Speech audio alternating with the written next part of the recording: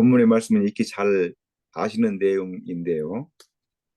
방금 낭독한 말씀 가운데서 특별히 그 24절, 5절을 중심으로 해서 과연 주께서 의탁하실 만한 자가 어떠한 자인지에 대해서 말씀하시는 것을 살피고자 합니다. 인생은 자기 스스로의 힘으로 예수님으로부터 신뢰를 받아 의탁하실 만한 믿음을 가진 자가 아닐 뿐더러 더더욱 죄인이라서 본래 구원의 신앙과도 상관이 없는 자입니다. 왜냐하면 요한복음 1장 13절에서 오직 하나님께로서 나지 아니하면 정녕 주를 영접할 수가 없기 때문입니다. 무릇 하나님께서 사람을 지으셨을 때 하나님의 형상을 따라 보시기에 좋았고 실로 좋았다라는 말을 창세기 1장에서 7번씩이나 거듭 보시기에 좋았다, 선하다 할 정도로 에덴 동산에 지은 모든 것을 걸작품으로 지으셨습니다. 여기에 좋았다는 히브리어 토브에서 유래된 원어이지만 최초의 하나님의 말씀을 불순종한 이래 그 타락하고 부패하여 이그러진 인간의 모습으로는 참된 믿음에 이르지 못하여 주께서 의탁할 만한 존재가 될 수 없었던 것입니다. 따라서 예수님의 행하시는 표적을 보면서 모름지기 하나님께로서 오신 선생이며 하나님과 함께 하시는 분이시라 받아들이는 것만으로 참된 믿음에 이를 수 없을 뿐더러 이런 정도의 믿음은 귀신들도 가지고 있다 하는 사실을 야고보 선생이 경고, 지적하셨습니다. 그뿐 아니라 귀신들은 예수님께서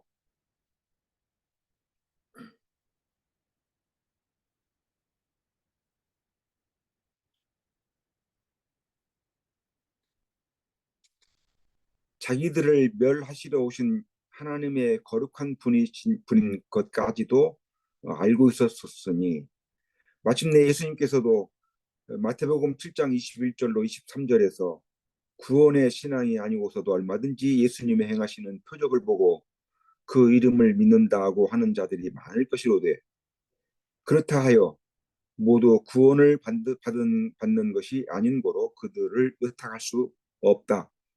불법을 행한 자라 하고 지적하십니다. 예수님의 행하시는 표적을 보고서 선지자 노릇을 했다 하는 그 자체로 구원을 보장받는 수단이 될 수 없음을 가르치셨던 까닭에 사도는 표적을 구하는 유대인들에게 대해서 오직 그들에게 거리끼는 십자가에 못 박힌 그리스도를 전하였던 것입니다. 사도들은 복음을 전할 때 표적에 근거한 것이 아니라 예수 그리스도의 십자가에 못 박히신 그리스도를 전제로 전하셨습니다. 복음을 전하면서 믿고 받아들이라 하고 권할 때 유대인들은 자기들이 믿을 만한 표적을 제시하라고 요구하였습니다. 그가 하나님의 보내심을 받은 자임을 증명할 표적을 행하심에도 불구하고 그의 신분과 권세가 하나님으로부터 말미암았다 할 만한 사실을 증명하라는 것입니다. 이들에 대한 대답으로 성전을 다시 짓는 일에 대해서 3일 만에 다시 짓는다 하신 것을 근거로 사도들은 시종일관 우리는 십자가에 못 박힌 그리스도만을 전하노라 하였습니다. 사도들은 어느 한순간이라도 표적을 의지하지 않았고 하나님의 말씀과 그리스도를 의존하였습니다. 왜냐하면 제 아무리 눈을 휘둥그레 할 정도의 표적으로는 참된 구원의 신앙을 일으킬 수 없는 것임을 잘 알기 때문에 사도는 그들이 구하는 표적이나 지혜가 아닌 우리는 십자가에 못 박힌 그리스도를 전하노라 하며 굽힘이 없이 복음을 전하였던 것입니다. 따라서 주께서 의탁할 자는 누구이겠습니까? 이로써 참된 구원의 신앙은 우리의 죄를 인하여 대속의 죽음을 위해 어린 양으로 오신 십자가에 못 박힌 그리스도께서 자기의 죄를 사하여 주시는 구주이실 뿐더러 하나님의 아들로서 오신 독생자시라 하는 사실을 믿음으로 말미암는다 하는 사실입니다.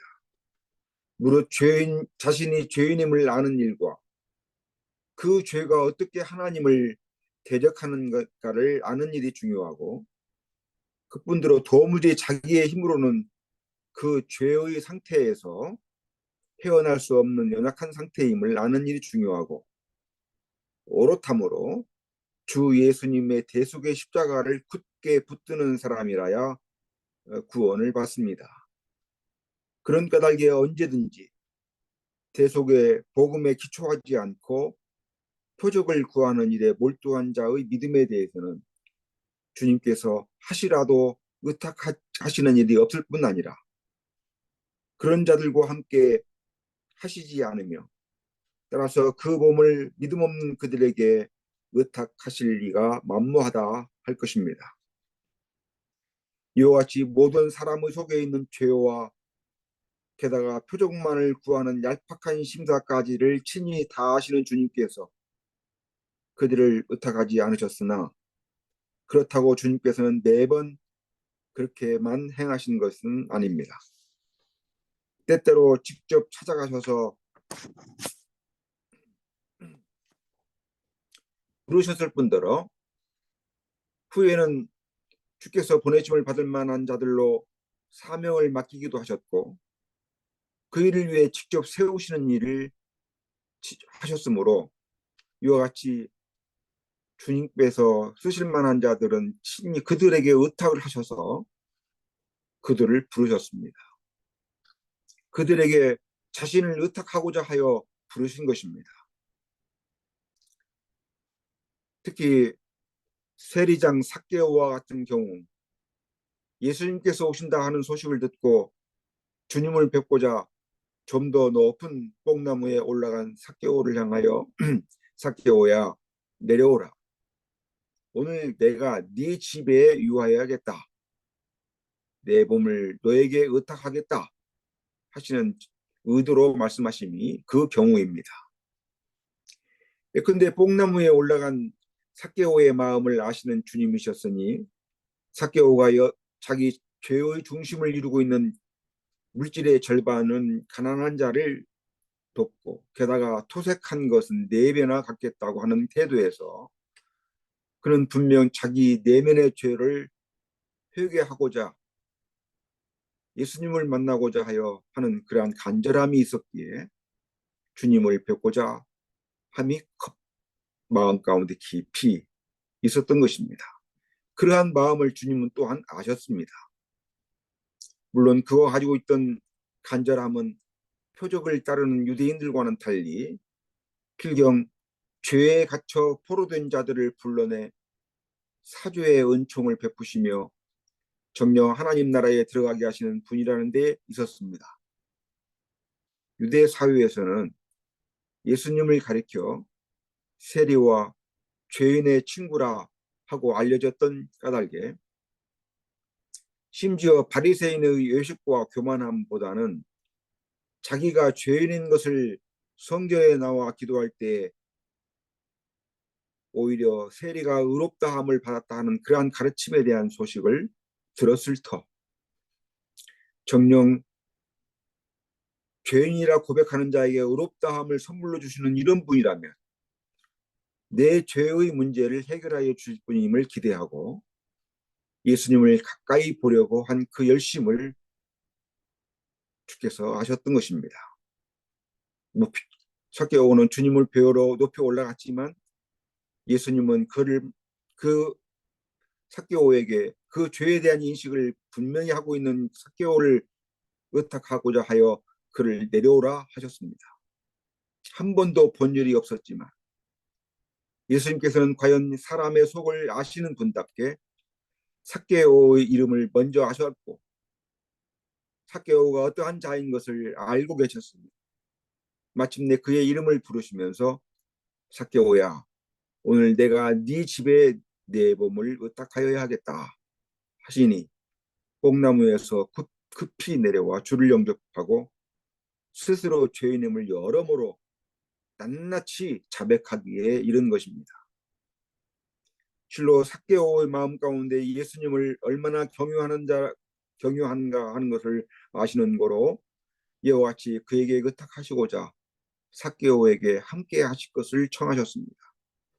이를 계기로 모든 사람과 사람의 속에 있는 것과 그 마음을 다 아시는 주님께서는 장차 예수님의 부름을 받은 자는 또 내 이름을 위하여 집이나 형제나 자매나 부모나 자식이나 전토를 벌인 자로서 정령 영생을 상속할 자로 행할 자들을 부르십니다. 일찍이 주께서 의탁하실 자라 하심은 본래 같은 의미인 헬라어 피스티오로 동사형으로 믿는다 하는 뜻입니다.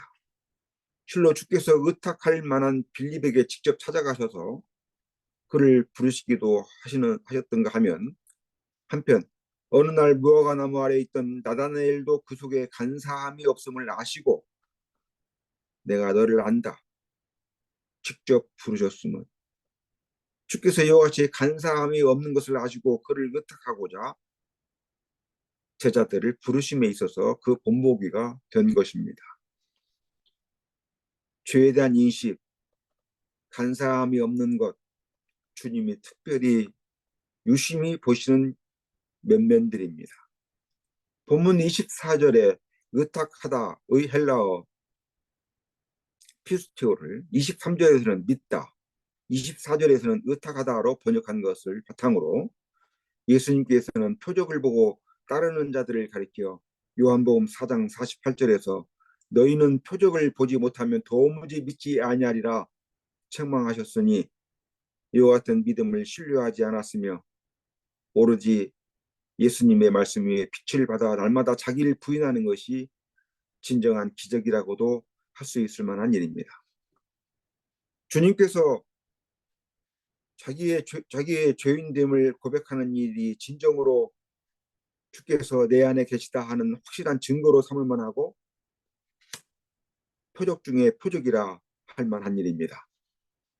사도 베드로는 주님을 뵙고 바른 신앙의 바로미터를 고백할 때 주는 그리스도시요 살아계신 하나님의 아들이십니다 할 때 주님은 곧바로 이어서 그 고백 위에 그 신앙 위에 내 교회를 세우리라 하셨습니다. 바른 신앙을 고백하는 자를 주께서 의탁하셔서 주님의 교회를 세우신다고 하신 것입니다. 주께서 의탁하는 자들은 전적으로 주님을 신뢰하시고 내 교회를 그 위에 세우시겠다고까지 하신 것입니다. 그 이후로 베드로는 마태복음 16장 24절에서 주님을 따를 때 사람의 일을 생각지 않고 자기를 부인하고 자기 십자가를 지라고 권고하십니다. 정녕 주께서는 이러한 자를 의탁하사 천국 열쇠를 주시며 내 교회를 세우리라 하신 것입니다. 만에 하나 표적의 산물을 좇는다거나 자기 자신에게 있는 신학적인 철학을 내용으로 근간으로 하는 지식을 관념적으로 고착화하지 않도록 주의하고 또 주의해야만 합니다. 오직 주님의 말씀과 그 신앙으로 주님의 교회를 이루어야겠다 하는 뜻을 전할 수 있어야 합니다. 처음부터 세례 요한의 증거를 받았던 제자들은 예수님을 따를 때 세상 죄를 지고 가는 하나님의 어린 양으로 믿고 따랐던 것이었지 예수님의 표적을 보고 따른 것은 아니었던 것입니다. 물론 그분이 어떤 형태로 세상 죄를 담당하실지를 이른바 예수님의 십자가와 부활을 경험하기 전까지는 잘 알지 못하였으나 여하튼 죄와 관련된 모든 것을 척결하시는 그리스도이심을, 성전에 대해서 잘못 인식하고 있는 그들을 내어 쫓으신 그리스도이십니다. 이로써 삭개오를 부르시기 전 예수님께서는 세관에 앉은 마태를 아시고 그가 삭개오와 같이 자기의 죄의 문제를 생각하면서 이스라엘의 위로를 기다리고 있음을 아시고 역시 그를 직접 찾아가셔서 부르셨습니다.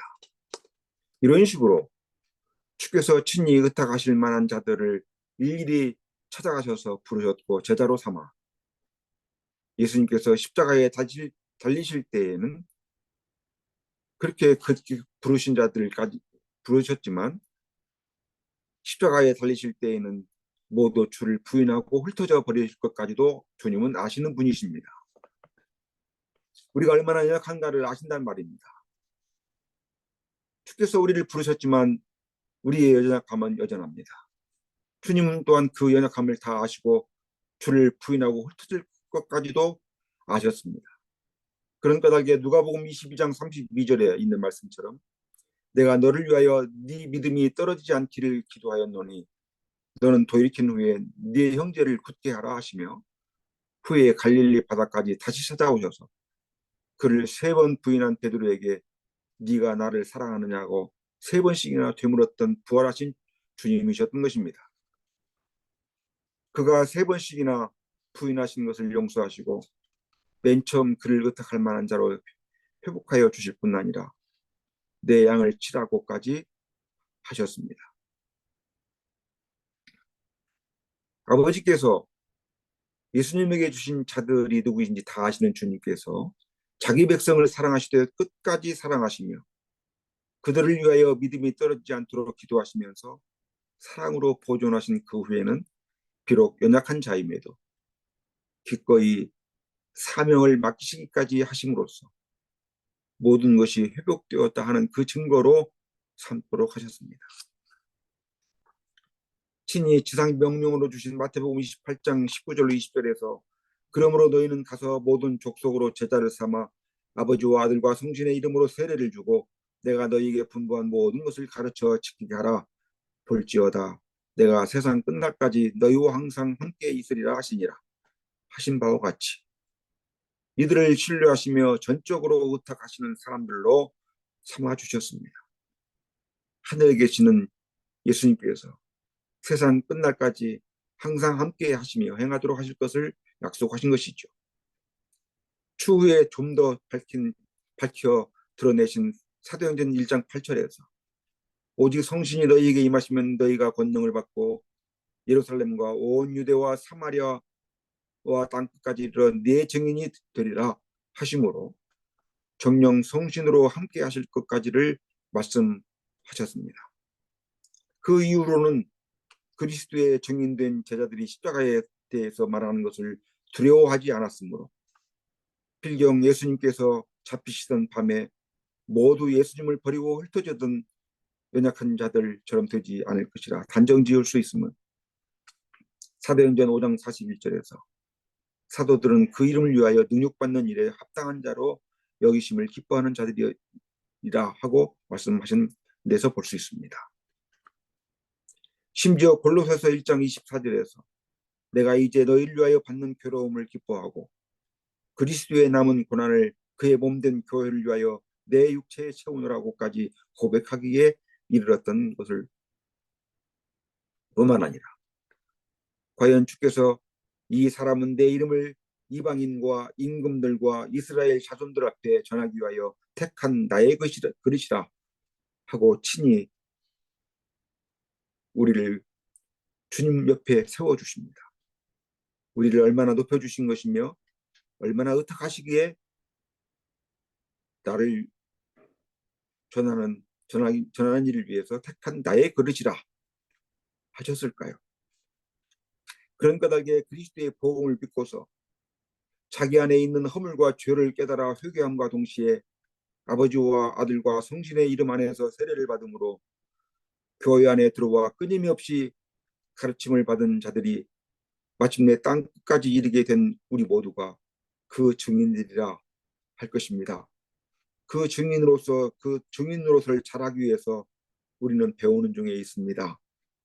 그리고 오늘 또 내일 또 주님의 인도를 받고자 합니다. 예컨대 아버지와 아들과 성신의 이름 안으로 연합되게 하신 궁극적인 목적은 거기에 그리스도의 이름을 두시려고 정령 택하심을 받은 자들로 빛으로 서 있게 하시려고 하십니다. 히브리서 13장 13절의 말씀처럼 그런즉 우리는 그 능욕을 지고 영문 밖으로 그에게 나아가자고 할 때에 그러한 말씀 앞에서도 우리는 아무 거리낌 없이 아멘으로 화답하며 주님을 따르는 자들이야말로 과연 하나님께로서 난 자들이라 할 만하고 필경 성신께서 함께 하시는 자이며 예수님께서 그 이름을 두시려고 의탁하시고자 할 만하고 그러기에 주님은 우리를 회복을 시켜주시려고 죄를 없이 하시려고 우리의 죄를 대신하여 십자가에 못 박히신 것입니다. 그 이후에 찾아오셔서 우리에게 사명을 주시고 그 사명을 계승하는 자들로 세워주시기 위하여 주님은 지금도 우리를 붙들어 주고 계십니다. 오늘 우리도 이전에는 하나같이 아담 안에서 범죄한 자들이었고 그 속에 마음 가운데 하나님 두기를 싫어하던 죄인들로서 주님의 신뢰와 의탁을 받을 만한 자격이 없던 자들이었습니다. 단지 하나님께서 긍휼에 풍성하신 큰 사랑하심으로 구원을 베푸시는 은혜를 힘입어 이른바 우리의 대속을 위한 화목제물로 세우신 하나님의 아들 그리스도를 은사로 주신 사실을 믿고 그분의 십자가로 드리신 단번의 제사를 통하여 우리의 유일한 대제사장으로서 친히 대속물이 되어 주셨으므로 모든 죄가 사함받았음을 굳게 믿는 가운데서 하루하루를 살아가는 일이 필요합니다. 한 번이라도 느슨한 마음으로 그것을 잃어버려서는 안 됩니다. 주님께서는 우리에게 항상 여호와께서 너희 하나님이신 것을 기억하라. 그가 우리 죄를 대신하였다는 것을 기억하라. 그 일을 기념하기 위해서 우리에게 물과 떡과 포도주로서 친히 그 몸을 기념하라 하시는 것입니다. 이와 같은 처지에 있는 우리를 말씀과 성신으로 다스리시고 우리를 위해 획득하신 구원을 누리도록 하시고자 주님께서는 삭개오의 집에 머물겠다고 유하시겠다, 의탁하시겠다 하십니다. 이처럼 우리에게도 역시 들어오셔서 나와 더불어 먹고 우리는 예수님으로 더불어 먹는 진정한 한 몸이 되어 유기적인 연합의 관계로 그 유상을 높여주신 상태에서 우리를 부르셨습니다. 우리가 원래 자격이 있어서 부르신 것이 아니고 주님께서 우리와 함께 하시겠다 하는 그 증거로 부르심입니다.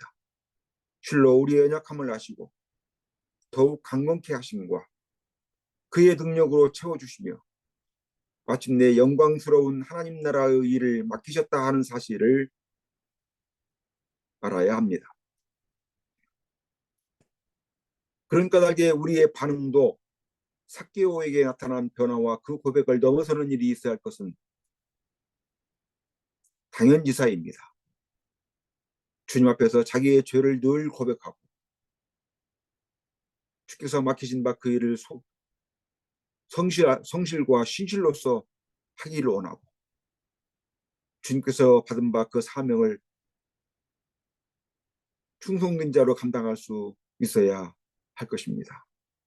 그리하여 예수님께서 가르치신 대로 나와 및 복음을 위하여 집이나 형제나 자매나 어미나 아비나 자식이나 전토를 벌인 자로 과연 자신을 비워 겸손히 살아가노라 하는 자들에게 마가복음 10장 29절로 30절에서 하신 말씀과 같이 증언하는 삶으로 살아야 마땅하다 할 것입니다.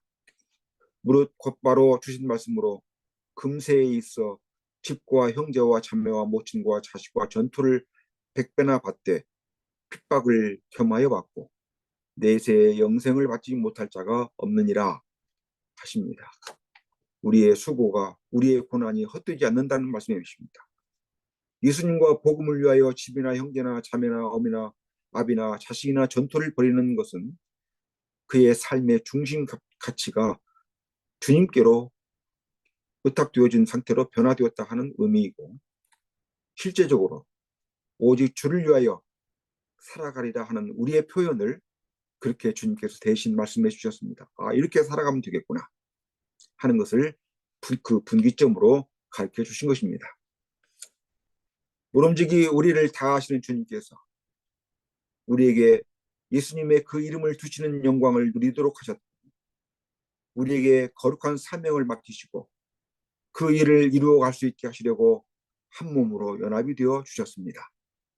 연약한 우리에게 그 일을 하도록 내버려 두신 것이 아니라 친히 우리와 더불어 한 몸으로 연합하시고, 주님은 우리의 머리가 되시고 몸이시며 우리를 그의 지체로 삼아 주신 것입니다. 정녕 예수님이 내 안에, 내가 예수님만에 거하는 신비한 이 연합의 사실을 실증하는 삶을 살아야 할 것에 대하여 뜻을 정하는 일이 있어야겠습니다.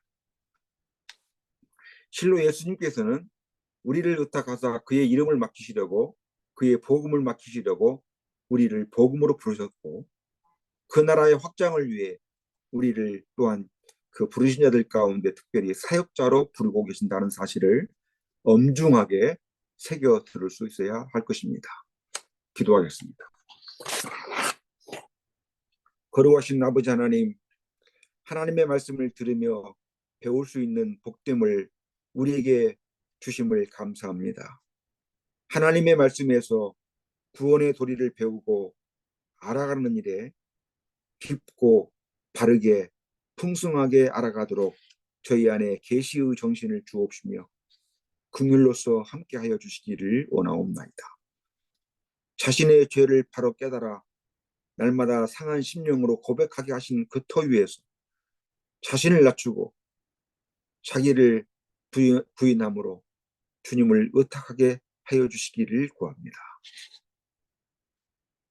그뿐더러 주께서 의탁하시어 주님의 교회를 세워갈 사역자의 위에 부름을 받아 나아갈 수 있도록 저희에게 선물로 주신 그 믿음 위에 믿음을 더하여 주시기를 구합니다. 따라서 자신의 어떠함을 명분화하지 않고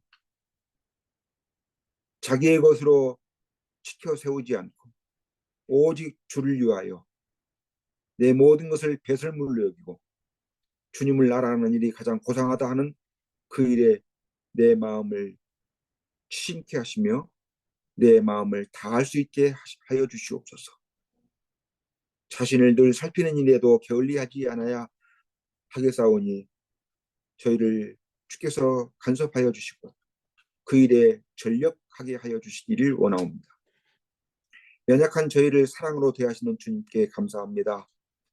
그러니 열복함으로 더욱 충성된 자로 과연 주께서 저희를 의탁하실 할 만한 자로 주께서 세워주셔서 주님으로 먹게 하시고 주님은 우리로 더불어 먹고 마시는 아름다운 교통이 있게 하시고 그러한 가운데 더욱 장성하고 강건하여 주님의 일을 잘 실행에 옮겨가는 저희들로 장성케 하여 주시옵소서. 주님의 이름으로 기도하옵나이다. 아멘.